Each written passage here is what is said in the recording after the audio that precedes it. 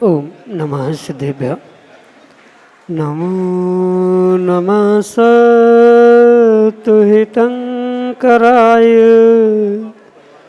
वीराय भव्याम्बुजभास्कराय अनंतलोकाय सुरार्चिताय देवादिदेवाय नमो जिनाय देवादिदेवाय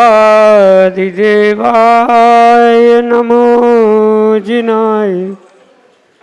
पंच परमेष्टि भगवान की परम पूज्य आचार्य भगवंत गुरुवर विशुद्ध सागर जी मुनि महाराज जी की परम पूज्य मुनि श्री सुप्रभ सागर जी महाराज जी की समीचीन विकल्पों का सम्यक समाधान, सम्यक ज्ञान की वह अनूठी विधा जिसके माध्यम से हम सभी प्रतिदिन अपने ही मन के अनेक समीचीन विकल्पों का आगम के परिप्रेक्ष्य में सम्यक समाधान प्राप्त करके अपने मन को निर्विकल्प बनाने का पुरुषार्थ करते हैं।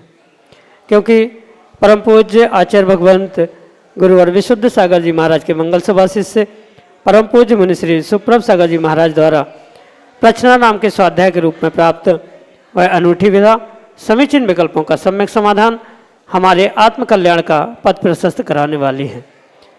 मन का विकल्प जब समीचीनता प्राप्त करते हुए सम्यक समाधान को प्राप्त होता है तो हमारे अंतरंग में एक अनूठी सुख शांति की अनुभूति होती है और वही सुख शांति हमारे मन की निराकुलता है जो आत्मा का वास्तविक सुख है। ऐसे आत्मकल्याण की अनूठी विधा प्रारंभ करते हैं और आज के पहले विकल्प के लिए आष्टा मध्य प्रदेश से अनन्य गुरु भक्त परिवार डॉक्टर मगन जैन श्रीमती चंदा जैन महाराज श्री के श्री चरणों में कोटि कोटि नमोस्तु निवेदित करते हुए अपना समीचीन प्रश्न रख रहे हैं कि महाराज जी आत्मा के विशुद्ध परिणाम के 3 निमित्त अधाकरण अपूर्वकरण और अनवित्तीकरण को सरलतापूर्वक समझाने की अनुकंपा करें। नमोस्तु महाराज जी, नमोस्तु। ओम नमः सिद्धम। परम पूज्य आचार्य भगवान गुरुवर विशुद्ध सागर जी महाराज की, परम पूज्य मुनि श्री सुप्रभ सागर जी महाराज जी की।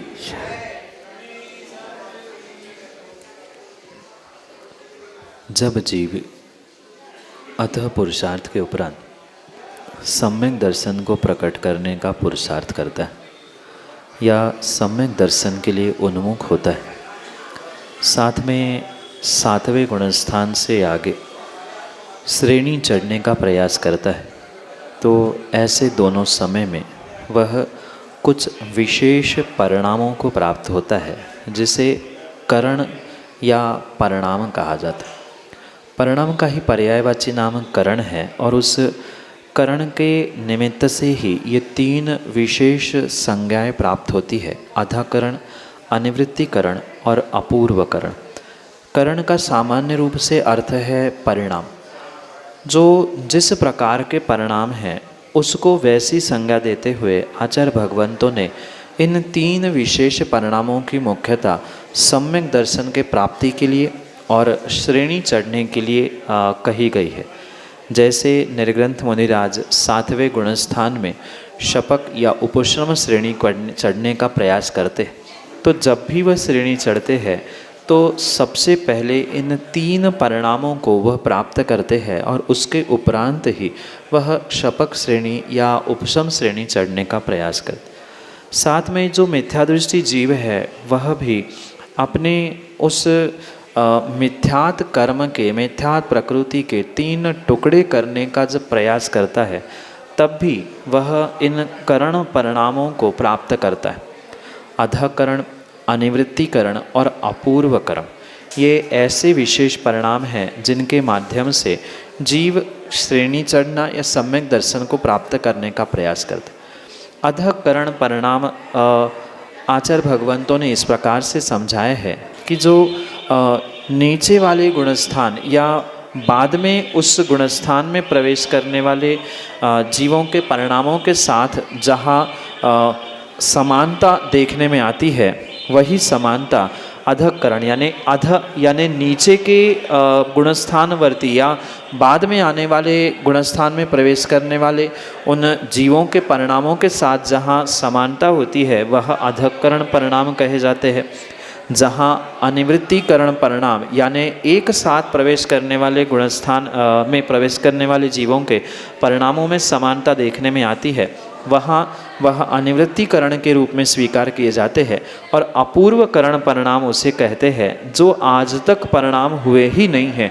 ऐसे अपूर्व परिणामों के साथ जब जीव का पुरुषार्थ होता है या विशेष अपूर्वता को प्राप्त होने वाले परिणामों को अपूर्वकरण परिणाम कहा जाता है, क्योंकि दृष्टांत आदि के माध्यम से उसे बहुत विस्तार से समझाया जा सकता है, पर चूँकि समय अभाव होने से संक्षेप से इन तीनों करण परिणामों का स्वरूप आपके लिए सम्यक समाधान से।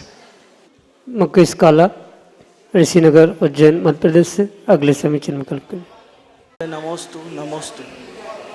मेरी जिज्ञासा है कि जिन बिंब पंचकल्याणक महोत्सव में ब्रह्मोत्तर इंद्र बनने पर क्या पुण्य प्राप्त होता है? जिन बिंब पंचकल्याणक महामहोत्सव में ब्रह्मोत्तर ही नहीं अपितु कोई भी इंद्र बनकर विधान, हवन या अनुष्ठान में सहयोगी होने वाला जीव स्वधर्म के पुण्य को भी प्राप्त कर सकता है, अगर उसके वह इतने विशेष भाव होते हैं तो।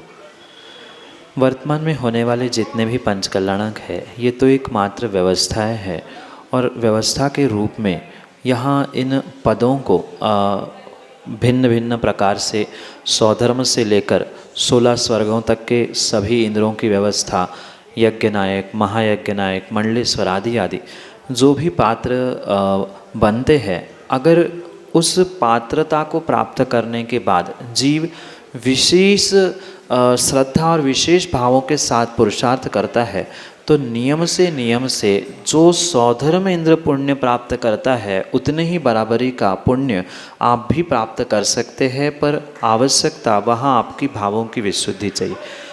अन्यथा कई स्थानों पर हमने देखा कि व्यक्ति यही सोचता है, अरे वो तो अमुक इंद्र है, हम तो छोटे से इंद्र हैं, हम ब्रह्मोत्तर बने हैं, हम तो नीचे बैठकर भगवान की पूजा करने वाले हैं, हमें मंच पे बैठना है। ऐसा विचार करने वाले कभी भी भावों की विशुद्धि के साथ कर्म निर्जरा को प्राप्त नहीं करते। आप पंचकल्याणक जैसे अनुष्ठानों में जैसे अपनी शक्ति है वैसे जुड़े, और भले ही मंच के नीचे खड़े होकर सबसे आखिरी खड़े होते हुए भी आपने भावों की विशुद्धि के साथ ये भावना भाई कि मैं साक्षात तीर्थंकर भगवान का पंचकल्याणक इस पंचम काल में मनाने का सौभाग्य प्राप्त कर रहा हूँ, तो बिल्कुल जो पुण्य स्वधर्म प्राप्त कर सकता है, और मैं तो कहता हूँ वो नहीं कर पा सकता है, उससे भी कई अधिक गुना वो पुण्य प्राप्त कर सकते हो, क्योंकि वहाँ पद की, फोटो की, नाना प्रकार का विकल्प होने की संभावना है।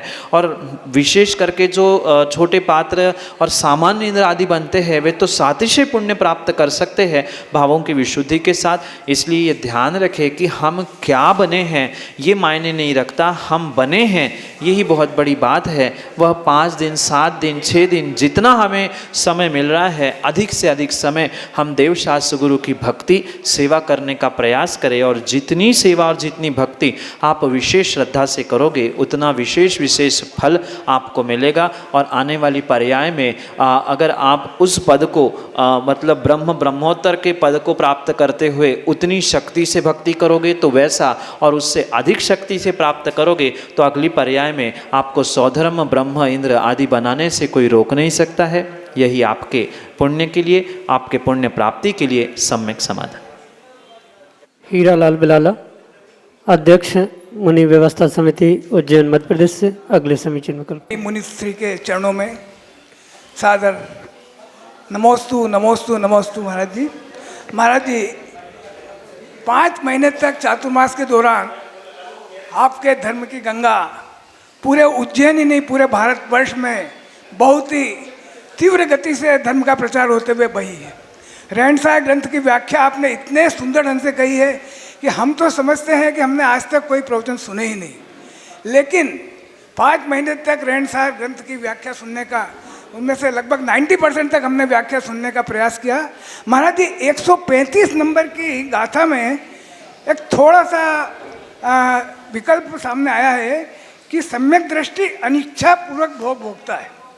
ये गाथा है महाराज जी, सम्मा दिट्ठी नाणी अखाण सुहम कहम पी अणु अहवदी केणादि न परिहरणम वाहिण मिणा सट्ठण बेसज्जम। महाराज जी हम पिछले 40 साल से मुनिसंघ व्यवस्था समिति से जुड़े हुए हैं और ऐसे प्रसंग बीच में आए थे कि एक संप्रदाय विशेष के द्वारा इस जो गाथा है कहीं उसका तो गलत अर्थ नहीं निकाला गया था। आपके भी नॉलेज में होगा महाराज जी, कृपया हमें शंका का समाधान करने का कष्ट करें। आचार्य भगवान कुंद कुंद स्वामी ग्रंथराज रहनसार में जो अद्भुत रहस्य उद्घाटित करते, वहाँ श्रावक और साधु इन दोनों के भी निमित्त से धर्म की महिमा का व्याख्यान वहाँ करने का प्रयास किया जाता और वहीं पर ये ध्यान रखें कि सम्यक दृष्टि की महिमा विशेष रूप से यहाँ प्रस्थापित करने का प्रयास किया। चाहे वह सम्यक दृष्टि श्रावक हो, चाहे वह सम्यक दृष्टि साधु क्यों ना हो, पर दोनों की श्रद्धान की परिणति कितनी विशेष होती है ये यहाँ पर समझाने का प्रयास आचार्य भगवान ने किया।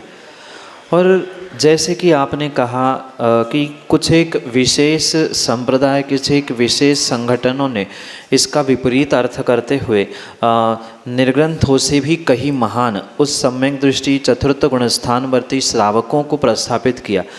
वहाँ ये समझने की आवश्यकता है कि कुंद कुंद भगवान को किसी भी प्रकार से एकांत स्वीकार नहीं है। उन्होंने जो भी कथन किया अनेकांत से ही कथन करते हुए समझाने का प्रयास किया कि सम्यक दृष्टि का श्रद्धान कितना विशेष होता है। और 135 नंबर के श्लोक में भी कुंद कुंद भगवान यही समझाना चाहते हैं कि जैसे कोई रोगी औषधि किस लिए खाता है, औषधि खाने के लिए रोगी कभी औषधि नहीं खाता, अपितु उसकी दृष्टि यही होती है कि मुझे पुनः औषधि खाना ना पड़े, मैं ठीक हो जाऊं, इसी अभिप्राय से सम्यक दृष्टि औषधि खाता है। ऐसे ही जो सम्यक दृष्टि होता है वह यही सोचता है कि मैं भोग तो भोग रहा हूँ, एक एक इंद्रियों के भोगों को भोगते समय, मतलब भोजन भी करता है, अन्य भी इंद्रियों के भोग भोगता है, तो उसका निर्णय ये होता है कि मैं भोग भोगने के लिए भोग नहीं भोग रहा हूँ, अभी तो पुनः मुझे भोग ना भोगने पड़े, इसलिए ये एक शरीर चलाने की व्यवस्था है, इस कारण से ही वह उन भोगों को प्राप्त करता है। लोगों ने इन पंक्तियों का, कुंद कुंद भगवान के गाथाओं का, अभिप्रायों का दुरुपयोग करते हुए, एकांत बात कहते हुए अपने अपने मत की पुष्टि करने का प्रयास किया, जो कि बिल्कुल ही गलत था और गलत है।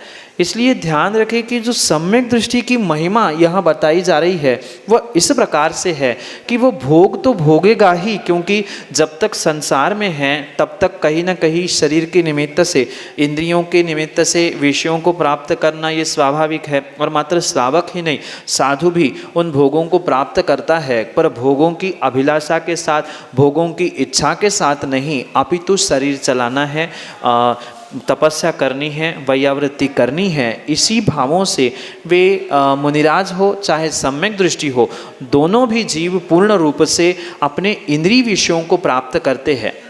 यहाँ ये विशेष बात ध्यान रखनी होगी कि इंद्रिय विशेष की यहाँ कोई व्याख्या नहीं है कि अमुक इंद्रिय विषय, अमुक इंद्रिय भोगों के प्रति, जबकि ये विषय सामान्य रूप से सभी इंद्रिय भोगों के प्रति, इंद्रिय विषयों के प्रति कहा जा रहा है कि जो सम्यक दृष्टि है ये निर्णय करते हुए कार्य करता है कि ठीक है, मैं पूर्ण रूप से जो ये कार्य कर रहा हूँ अनिच्छापूर्वक, यानी बुद्धिपूर्वक भोग भोगने के लिए नहीं, अपितु रोगों को दूर करने के लिए जैसे एक रोगी दवाई को, औषधि को ग्रहण करता है, ऐसे ही इन भोगों को मैं पुनः प्राप्त ना हो, पुनः पुनः मुझे भोजन ना करना पड़े, पुनः पुनः भोग भोगना ना पड़े, इसी अभिप्राय से सम्यक दृष्टि यहाँ अनिच्छापूर्वक भोगों को प्राप्त करता है। भोगों की इच्छा, आकांक्षा, वासना के साथ नहीं, अपितु सामान्य रूप से जीवन चल जाए, शरीर चल जाए, कार्य हो जाए, इसी अपेक्षा से उसकी दृष्टि इतनी विशाल करते हुए वह अपने जीवन में प्रत्येक कार्यों को करता है। और इसी को महिमा मंडित करते हुए यह व्याख्यान किया। पर जब भी आचार्यों के अभिप्राय समझने की आवश्यकता होती है, तब आगे पीछे के विषयों को समझते हुए पूर्ण रूप से आचार्यों के अभिप्राय समझेंगे तो ही सम्यक निर्णय हो सकता है, अन्यथा नहीं होगा। इसलिए मात्र एक श्लोक, एक सूत्र, एक पद से नहीं, अपितु आगे पीछे की गाथाओं का और आचार्य भगवंतों के अभिप्रायों को समझने का आपको प्रयास करना होगा। यही आपके लिए सम्यक समाधान। श्रीमती इंद्रकांता बुखारिया, ऋषिनगर, उज्जैन, मध्य प्रदेश से अगले समीचीन विकल्प। मुनि दया के चरणों में मेरा कोटिशः नमन।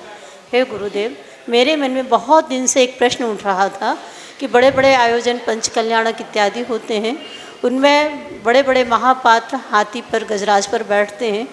उस समय एक बार मैं बैठी भी थी तो मेरे मन में ऐसे भाव आए थे कि जिनेंद्र भगवान की भक्ति करने के लिए अपन जा रहे हैं, वो एक अपना पुण्य कहें या कहें, लेकिन उस जीव के कैसे भाव हैं, उस जीव के प्रति हमारे क्या भाव होना चाहिए। गुरुवर मेरी जिज्ञासा का समाधान समीचीन। माँ जीव को पुण्य और पाप अपने व्यक्तिगत अभिप्राय से प्राप्त होता है, ना कि दूसरे किसी के अभिप्राय से या उनके भावों से। आपके जितने विशेष भाव होंगे उतना विशेष पुण्य आपको प्रत्येक धार्मिक कार्यों में, अनुष्ठानों में प्राप्त होगा। भगवान की भक्ति हम किन भावों से कर रहे हैं ये ज़्यादा मायने रखता है, जबकि उस भक्ति के लिए किन साधनों का प्रयोग कर रहे हैं उसका उतना महत्व नहीं होता। पर ये भी ध्यान रखने की आवश्यकता है, जितने विशेष द्रव्य, जितने विशेष साधन, जितने विशेष भाव होंगे उतना विशेष पुण्य भी मिलेगा, क्योंकि वह भावों के लिए निमित्त बन रहा है। पर ऐसे विशेष निमित्तों को प्राप्त करते हुए अगर आपके भाव खराब हो रहे हैं, कोई मुख्य पद को प्राप्त करने वाला कोई इंद्र है, उसको बग्गी नहीं प्राप्त हुई, या कई स्थानों पर हमने देखा कि उनको ही हाथी पे बिठाया जाता है, हमें यहाँ बैठने नहीं मिला, इनको बग्गी मिली, इनको ऐसे वस्त्र मिले, इनका ऐसा हार मुकुट हुआ, इनको इधर बिठाया। ऐसे भाव लेकर अगर कोई भगवान की भक्ति करता है तो उसको तो पुण्य मिलने वाला है ही नहीं है, संभव ही नहीं है, क्योंकि संक्लेशता से जो मिलने वाला सातुषय पुण्य है वो नष्ट हो गया। जो साधन मिले उसका हमें सर्वोत्कृष्ट भावों से उपयोग करने का पुरुषार्थ करना। जैसे हाथी है या बग्गी आदि के निमित्त से भी घोड़े आदि पर कभी बैठा जाता है, हाथी पर बैठा जाता है, तो वहाँ ये ध्यान रखने की आवश्यकता है, वहाँ आपका अभिप्राय उन तिर्यंचों को कष्ट देने का नहीं है, दुख देने का नहीं है। हाथी पर अगर तीर्थंकर बालक की प्रतिमा लेकर बैठ रहे हैं, गजरत आदि के माध्यम से वह गज तीर्थंकर भगवान के रथ को खींच रहा है, तो ये सकारात्मक दृष्टि भी वहाँ रखने की आवश्यकता है, सोच सकारात्मक करने की आवश्यकता है कि तिर्यंच का भी कितना सातिशय पुण्य है कि वह तिर्यंच भी 3 लोक के नाथ के रथ को खींच रहा है, 3 लोक के नाथ की प्रतिमा को लेकर चल रहा है। अगर ऐसे उत्कृष्ट भावों के साथ आप ऐसे साधनों का प्रयोग करोगे तो नियम से ही आपको वहाँ पुण्य का आश्रय होने की संभावना है। वही आप संक्लेशता करोगे, अरे मेरे बैठ गया, आप तिर्यंच को कष्ट हो रहा है, हाथी का क्या होगा। जिन साधनों का, जिन तिर्यंचों का जिस लिए कार्य नियोजित किया गया है उनका वैसा अगर प्रयोग नहीं किया जाएगा तो आने वाले समय में उनका दुरुपयोग होते हुए, वे नष्ट होते हुए देखने में आएंगे। आज जो कत्ल खानों में बैल, भैंस, गाय आदि कटते हुए दिख रहे हैं, उनका खेती बाड़ी, घर परिवार में प्रयोग कम होने के कारण से ही दिख रहे हैं। अगर धार्मिक अनुष्ठानों में भी इन विशेष तिर्यंचों का प्रयोग होना बंद हो जाएगा तो आने वाले समय में उनकी भी दयनीय स्थिति देखने में आ सकती है। इसलिए हमारे साथ वो भी भगवान की भक्ति में संलग्न है उसका भी सातिशय पुण्य का उदय है, मेरे भी भाव अच्छे उसके भी भाव अच्छे हो, ऐसी भावना भाते हुए ऐसे साधनों का आपको प्रयोग करना होगा। ये भी भावना हम वहाँ भा सकते हैं विपाक विचय धर्म ध्यान के रूप में कि चलो आज ये तिर्यंश बना है पर इसका निमित्त कितना अच्छा है कि 3 लोक के नाथ की प्रतिमा या 3 लोक के पात्र को वह धारण करने का या आगे ले जाने का प्रयास कर रहा है। उनकी आने वाली पर्याय भी ऐसी श्रेष्ठ हो कि वो भी ऐसे श्रेष्ठ पर्याय को श्रावक अवस्था को प्राप्त करे। ऐसे भावों के साथ अगर आप वहाँ भक्ति करेंगे, कार्य करेंगे, साधनों का प्रयोग करेंगे तो दोनों का भी आत्मकल्याण होने की संभावना है। यही आपके लिए सम्यक समाधान। सम्यक चयन उज्जैन मध्य प्रदेश से अगले समीचीन विकल्प करें। दोनों मुनि राजों के चरणों में बारंबार नमोस्तु। महाराज जी, मेरी शंका यह है कि प्रतिमा लेने के बाद क्या हमें देवगति पक्की हो जाती है क्या? और अगर आयु बंद हो गया हमारा, मान लो वो नरक गति का हुआ और उसके बाद प्रतिमा ली, तो क्या वह नरक गति से देवगति में परिवर्तित हो सकती है? मेरे इस विकल्प का सम्यक समाधान करिए। नमोस्तु महाराज। पहली बात तो ये समझनी होगी कि जिस जीव ने नरक आदि खोटे गतियों का बंध कर लिया है वह प्रतिमा लेना तो दूर की बात, छोटा सा नियम भी वह जीवन में कभी भी नहीं ले सकता। इतना ही नहीं, जो आपने पढ़ा है कि जिसकी नरक तिर्यंश गति की आयु की बंध जिसने प्राप्त किया वह सम्यक शिखर की भी यात्रा नहीं कर सकता। जो भाव सहित वंदना करता है उसको ये गति नहीं होती, ये भी आपने पढ़ा। इतना ही नहीं, अपितु जिसकी नरक आदि दुर्गतियों का बंध जिसने कर लिया वो कभी निर्ग्रंथ के हाथ पर श्रद्धापूर्वक ग्रास भी नहीं रख सकता, मतलब आहार दान भी श्रद्धापूर्वक नहीं कर सकता। ये अनेक सारे निमित्त और प्रमाण आपको इसलिए बताए कि आयु बंध के बाद अगर नरक गति बंधने के बाद कोई प्रतिमा लेने का पुरुषार्थ करता है तो वह भाव सहित प्रतिमा नहीं ले पा रहा है, नियम नहीं ले पा रहा है, मात्र लोगों के द्वारा सम्मान प्राप्त करने के लिए, दिखाने के लिए ही वह पहली दूसरी प्रतिमा आदि धारण कर सकता है। पर जिसने एक बार जीवन में नरक आदि खोटी गतियों का बंध कर लिया है, आयुबंध जिनका हो चुका है, वो किसी भी प्रकार से छोटा सा नियम भी नहीं ले सकते। और प्रतिमा लेना तो बहुत बड़ी बात होती है, वह श्रद्धा के साथ ले ही नहीं सकता। दूसरी बात, जो प्रतिमा लेने के बाद जीव की क्या गति होगी ये भी आवश्यक नहीं है कि प्रत्येक प्रतिमाधारी की नियम से देवगति ही हो, क्योंकि उसके भाव प्रतिमा लेते समय क्या थे, आयुबंध होते समय उसके भाव क्या है, ये उस पर डिपेंड करता है, उस पर आलंबित होता है। क्योंकि आयुबंध तो प्रतिदिन नहीं होता, जीवन में मात्र 8 बंध अपकर्षण काल आते हैं। उतने में से किसी एक ही बार जीव को आयुबंध होता है। गतिबंध तो कभी भी हो सकता है, पर अगली पर्याय के लिए आयुबंध मात्र और मात्र जीव को एक ही बार वर्तमान की पर्याय में होता है, अन्यथा नहीं होता। और रही बात देवगति पक्की होने की, वो तो कतई संभव नहीं है, क्योंकि जिस समय आयुबंध हो रहा है उस समय उसके परिणाम कैसे है। माना कि प्रतिमाधारी होने पर भी कुछ संक्लेशित परिणाम हो रहे हैं, किसी के प्रति राग द्वेष के भाव हो रहे हैं, तो वहाँ पर देवायु प्राप्त करना कैसे संभव हो सकता है। इसलिए ध्यान रखें कि बंध अपकर्षण काल में जो जैसा वहाँ पर निर्धारित उसका परिणमन होगा वैसा ही उसको आयुबंध होगा। आवश्यक नहीं है कि प्रत्येक प्रतिमाधारी का नियम से स्वर्ग हो, यह आवश्यक नहीं है। हाँ, ये कहा जरूर जाता है कि वो प्रतिमाधारी थे, नमोकार सुन के उनका स्वर्गवास हो गया इसलिए वह स्वर्गवासी हो गए, या स्वर्ग गति स्वर्ग आयु मिली होगी। तो ये सब कुछ अनुमान है। मिलने पर, मतलब ऐसा करने पर मिलने की संभावना तो है, पर मिलेगा ही यह आवश्यक नहीं है, क्योंकि ये नियामक नहीं होता कि ऐसा करने से ऐसा ही होता है। बाहर से तो उन्होंने श्रीफल भेंट करते हुए प्रतिमा धारण कर ली, शुद्ध भोजन भी कर रहे हैं, सब कुछ कर रहे हैं, पर अगर सच्चे देवशास्त्र गुरु पर श्रद्धा नहीं है, उनको ये भीतर का निर्णय ही नहीं है कि मैं परमात्मा बनने की शक्ति रखता हूँ, मैं बहुत कुछ कर सकता हूँ, मैं सम्यक दृष्टि हूँ आदि, अगर श्रद्धा ही उनका स्वयं के प्रति नहीं है, तो उनकी ये बाहर की प्रतिमा धारण करना किसी भी प्रकार से योग्य हो ही नहीं सकता। इसलिए ध्यान रखें कि प्रतिमा धारण करने वाले देवगति को ही प्राप्त करेंगे ये आवश्यक नहीं है। और जिसने पहले ही नरक तिर्यंच जैसे खोटे गतियों का, खोटे आयुओं का आश्रय बंध कर लिया है, वह कभी भी नियम भी धारण नहीं कर सकते।